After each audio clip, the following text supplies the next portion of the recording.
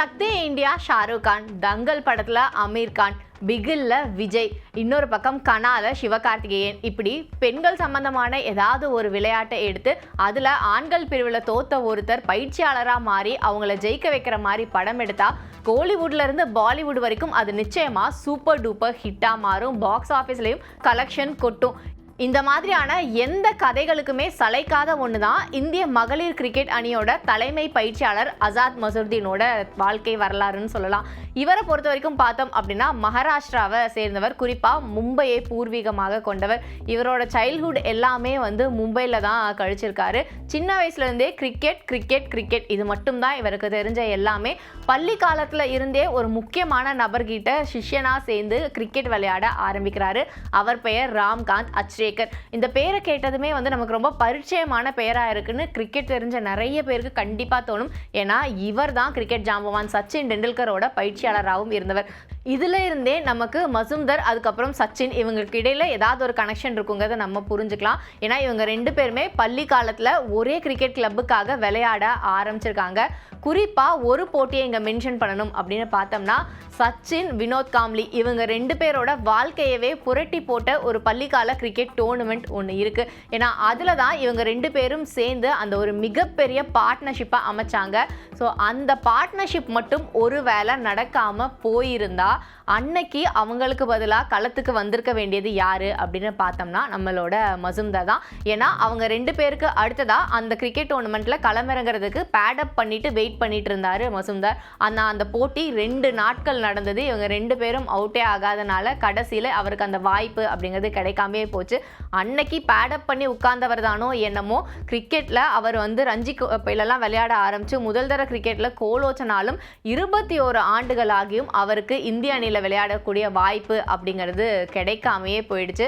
இவரோட முதல் கிரிக்கெட் போட்டி, முதல் தர கிரிக்கெட் போட்டியில் ரஞ்சிக்காக ஹரியானாவுக்கு எதிராக ஒரு போட்டியில் விளையாடுறாரு. 1993-94 அந்த ரஞ்சி சீசனில் தான். அதில் முதல் போட்டியிலே இவர் 260 ரன்களை அடிக்கிறாரு. முதல் தர கிரிக்கெட் போட்டியில் யாருமே இப்படி ஒரு சாதனையை படைச்சதே இல்லை அப்படிங்கிற ஒரு பிரம்மாண்ட சாதனைக்கு சொந்தக்காரராக மாறினார் அசர் மசூம்தர். இங்கிருந்து இவரோட கிரிக்கெட்டிங் கரியர் அப்படிங்கிறது முதல் தர கிரிக்கெட் போட்டியில் ஏறுமுகமாக இருந்தாலும் இந்திய அணிக்காக விளையாடும் வாய்ப்பு அப்படிங்கிறது மட்டும் இவருக்கு ஒரு எட்டாக்கணியாவே மாறிட்டு இருந்தது. இதற்கு காரணம் என்ன அப்படின்னு பார்த்தோம்னா அந்த சமயத்தில் இந்திய கிரிக்கெட்டில் குறிப்பாக டெஸ்ட் கிரிக்கெட்டில் ஃபேப் 4ஓட கோலோச்சல் அப்படிங்கிறது தான். யார் அந்த ஃபேப் 4 அப்படின்னா நம்மளோட சச்சின், சௌரவ், அதுக்கப்புறம் டிராவிட், விவிஎஸ் லக்ஷ்மண் இவங்க 4 பேரும் தான். ஸோ இவங்க அவங்களுக்காக டெஸ்ட் கிரிக்கெட்டில் ஒரு நிரந்தரமான இடத்தை பிடிச்சு எல்லா டெஸ்ட் போட்டிகள்லையும் இவங்க விளையாடக்கூடிய சூழல் அப்படிங்கிறது உருவானனால மசூம்தரோட கிரிக்கெட் கனவு சர்வதேச கிரிக்கெட்டில் விளையாடணும் அப்படிங்கிறது நினைவாகாமையே போயிடுச்சு. ஆனால் அதை எந்த வகையிலுமே தன்னை பாதிக்காமல் தொடர்ச்சியாக முதல் தர கிரிக்கெட் போட்டியில் ஆதிக்கம் செலுத்திட்டே வந்தார். இவர் தன்னோட முதல் தர கிரிக்கெட்டோட கரியரை முடிக்கும் போது மொத்தமாக 11,000 ரன்களுக்கு மேலே எடுத்திருந்தார். அதுதான் ஒருத்தரோட அதிகபட்ச இந்த ரஞ்சி கோப்பை மாதிரியான போட்டிகளோட ஸ்கோர். இவர் விளையாடின அணிகள் அப்படின்னு பார்த்தோம்னா ஆரம்ப காலகட்டத்தில் மும்பை அணிக்காக விளையாடுறாரு. அதுக்கப்புறமா தன்னோட கிரிக்கெட்டிங் கரியர் முடியிற காலகட்டத்தில் கொஞ்ச நாள் அசாம் அணிக்காக விளையாடுறாரு. கடைசியாக ஆந்திரா அணிக்காகவும் விளையாடி 2012 ஆந்திராவுக்கு வர்றாரு.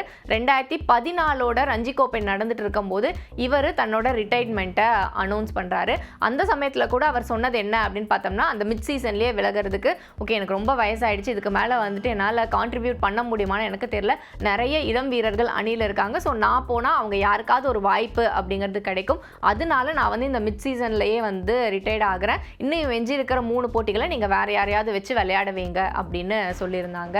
எல்லா விஷயத்துலையுமே நிதானத்தை கடைபிடிக்கக்கூடியவராக தான் இருந்திருக்காரு இவர். ஸோ அங்கே அதாவது ஒரு கிரிக்கெட்டராக தன்னோட வாழ்க்கையை முடிச்சிட்டாலும் அடுத்ததான் பயிற்சியாளர் அப்படிங்கிற புது அவதாரத்துக்கு மாறுறாங்க.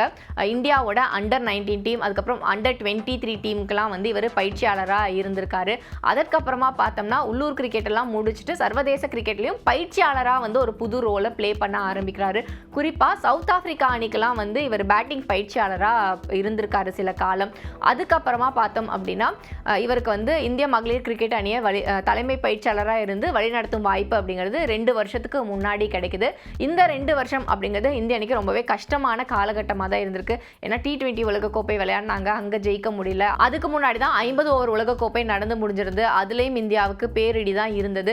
ஸோ இதுக்கு எல்லாத்துக்கும் நடுவில் தான் இவர் வந்து தலைமை பயிற்சியாளராக என்ட்ரி கொடுக்குறாங்க. ஒவ்வொரு வீராங்கனைகளையுமே வந்துட்டு இண்டிவிஜுவலாக மானிட்டர் பண்ணி அவங்களோட ப்ளஸ் என்ன மைனஸ் என்ன, இவங்க டீமுக்குள்ளே இருக்கிறது எந்த அளவுக்கு வந்து நல்லது, இவங்களுக்கு வந்து இன்னும் என்னென்னலாம் பண்ணலாம், அவங்க வந்து ஒரு வேளை டவுனாக ஃபீல் பண்ணுறாங்க, ஒரு மேட்ச்சில் நல்லா பெர்ஃபார்ம் பண்ணல, ஒரு டோர்னமெண்ட்டில் நல்லா பெர்ஃபார்ம் பண்ணல அப்படின்னா அவங்க எல்லாருக்கூடையும் உட்காந்து தனித்தனியாக பேசி எல்லாரையுமே வந்து மென்டலி சப்போர்ட்டாக வந்து நான் உங்களுக்கு எப்போவுமே இருப்பேன் அப்படிங்கிற ஒரு விஷயத்தை வந்து உணர வச்சார்.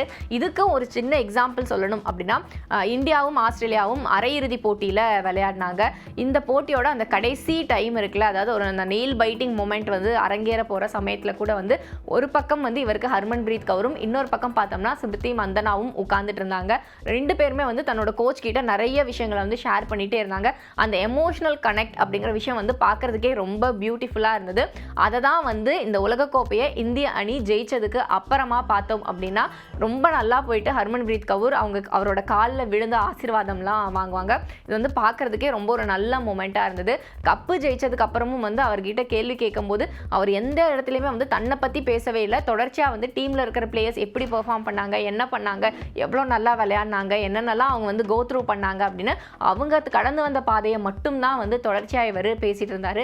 இந்திய அணிக்காக விளையாட முடியாமல் போயிருந்தாலும் இந்திய மகளிர் அணியை இப்படி ஒரு சாம்பியனாக மாற்றுறதுல இவரோட பங்கு அப்படிங்கிறது அளப்பரிய ஒன்றா தான் பார்க்கப்படுது. கிட்டத்தட்ட 4 தசாப்தங்களாக இந்திய மகளிர் கிரிக்கெட் அணிக்கு இருந்த அந்த கோப்பை வேட்கை அப்படிங்கிறது தீர்றதுல இவரோட பங்கு மிகப்பெரிய ஒன்றா பார்க்கப்படுது.